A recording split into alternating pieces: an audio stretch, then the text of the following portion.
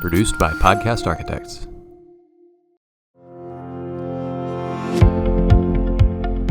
Welcome back to another episode of The Path Forward.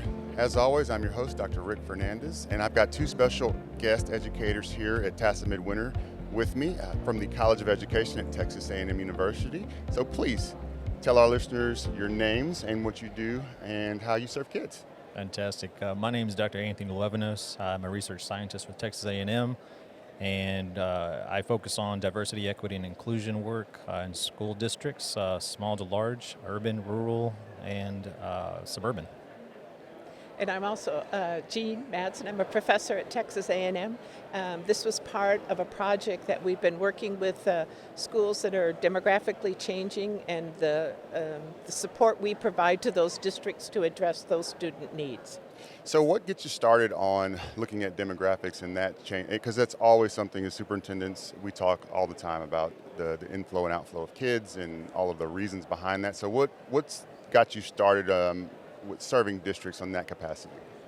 Well, first, if you look at some of the national data, you can kind of see kind of the demographic trends that are occurring. And outside of that, outside of the data, I've looked at different, articles about immigration, and then also in some consulting work that I do. I've run into so many issues of students coming from a different country, speaking a different language, but then being placed in a situation where they're having to learn two completely different languages because Right. they don't have the capacity to serve the kids that speak that language. So that's a huge concern for us because whether a small percentage or large percentage, these students need services and they need an education to be able to get to where they need to go once they post-secondary. And so we want to be able to serve districts, provide them the resources that they need so that not only they can be successful as an organization, but so that the individual educators in that organization can grow and understand who they're serving so that we can all serve our children at the national level and here locally in Texas so that we can have better outcomes for students. So give me an example. We were talking off air a little bit about what it would look like for a district administrators, the specifics about how you would support them in this endeavor. Well, for our district administrators, again, back to the changing demographics, as when we approach them, it's oftentimes, first of all, looking at the demographic change over a 5-year period.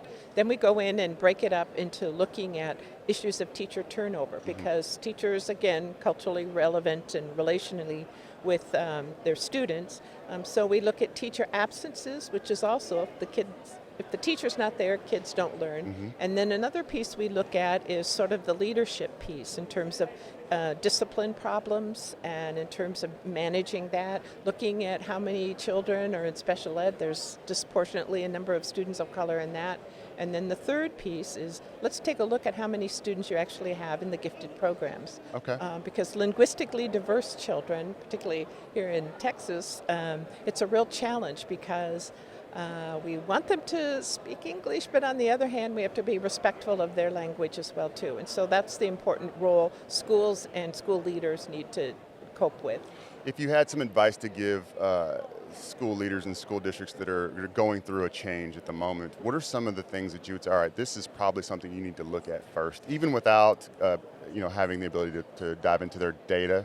But what are some things that you're seeing seem to be the common issues amongst districts? I would say look beyond the test data. Look beyond the test data only because what tests are telling you or what assessments are telling you, that's not the whole picture, right? The devil's in the details. Yes. And when you are looking beyond your assessment data, your discipline data, you might pick up some elements that you can address from a cultural standpoint that might empower a certain group and engender that sense of belonging within a smaller community that might have reverberating effects across the entire district. And so that really is important for an administrator to understand, for teachers to understand, and for a community to, again, feel that sense of belonging, that they can come to that school is a resource, because it's always easy for someone that is just foreign to this idea of public education to feel rejected and neglected by their public education system.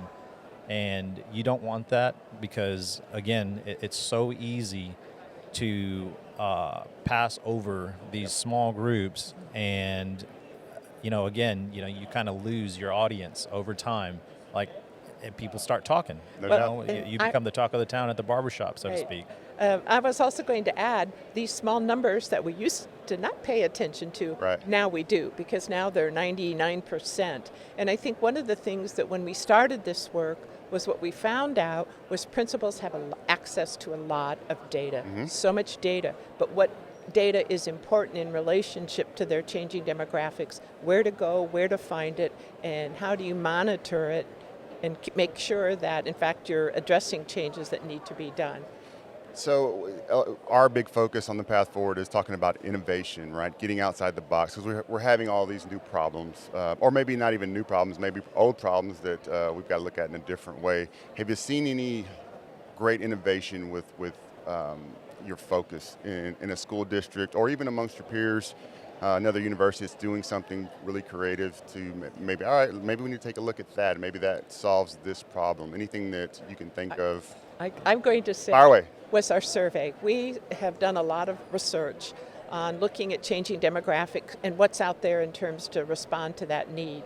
And we looked at several different online programs. We looked at many surveys. We looked at the theoretical framework.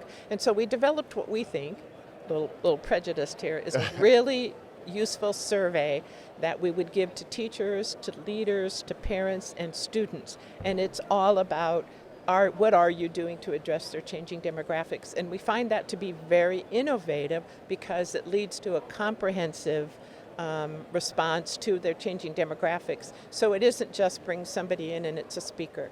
It's not just change some things and give leadership preparation. It's a very comprehensive. So it's looking at the whole thing. So it's looking at what's the climate in the school, how are we responding to parents, how are we also looking at the data at the school and at the district level. I don't know, you want to add anything to that, Anthony? Sure, and it's a great question, Dr. Fernandez. We're providing a service kind of in the net new space, and so we're working with the creation of databases and creating dashboards for school districts where they can identify diversity, equity, and inclusion indicators. And so that, while the ideas are not new, Right.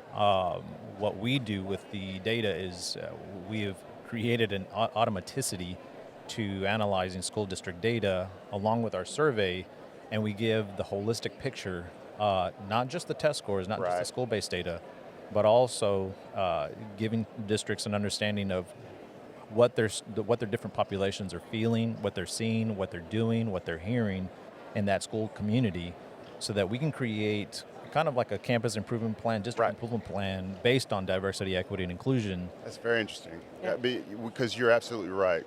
This is not new occurrence of what we're dealing with, but a way to organize it and understand it in an efficient way and couple it with whatever learning data that you're seeing. That we don't have that. Right.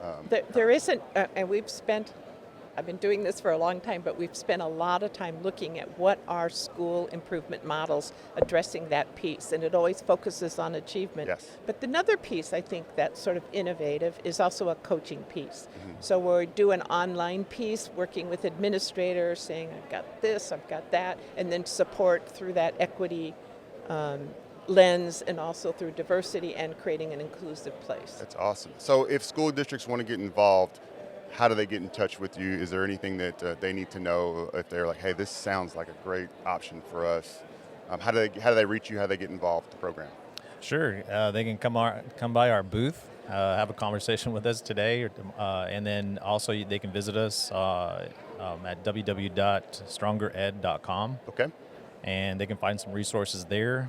And then they can even schedule an appointment online and have a 30-minute consultation with Awesome. either of us, or they can call me Yeah, hey. I don't know if I could give my number. Yeah, but that's up to you, yeah. Sure. Yeah. 254-855-5962 if you'd like just to chat, and we can talk all about diversity, equity, and inclusion, and how we can best serve your school district. Now, does that go for if they're a graduate of UT? Do they still get That's the same? it. Yes, I was yes. checking. I was Because making sure. We care about all children. Because I was going to say, I think we do it better than Oh, UT, okay. but You had to had no. to do it. Had to I had do a it. friend on yesterday, and he's a big UT alum, so I was giving him a hard time. But this sounds like, although, like I said, it's not new.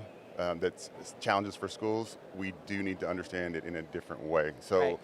that's truly something that would be very beneficial for us as educators. And so I think you got something, because we don't understand the whole piece of the picture. And if we do understand this piece, we're not able to make it an entirety of a kid, right? It's either their achievement, their behavior, their the language barrier, Right. but trying to synthesize it and then, all right, this is the totality of an action plan. That's tough to do. So I commend you.